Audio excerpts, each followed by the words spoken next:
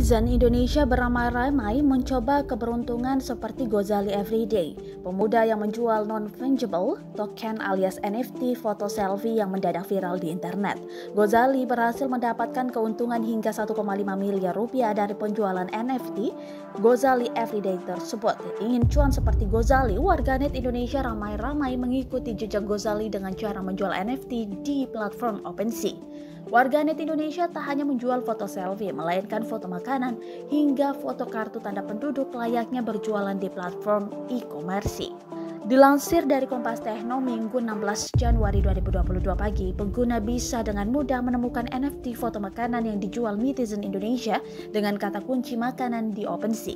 Hasil pencarian makanan menampilkan sejumlah NFT foto makanan dari Indonesia, mulai dari cemilan, lauk pauk, hidangan utama, hidangan penutup, nasi kotak, hingga mie instan kemasan, sekalipun lengkap dijual di OpenSea.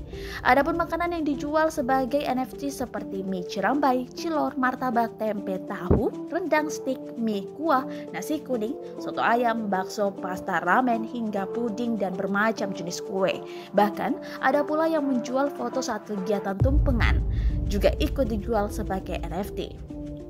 Soal harga, berbagai NFT foto makanan yang dijual netizen Indonesia ini dijual dengan harga yang beragam mulai dari Rp47.500 hingga paling mahal Rp3,8 miliar. Adapun NFT makanan yang dijual hingga Rp3,8 miliar itu adalah foto nasi ayam geprek lengkap dengan lalapan dan minuman seperti jus jeruk.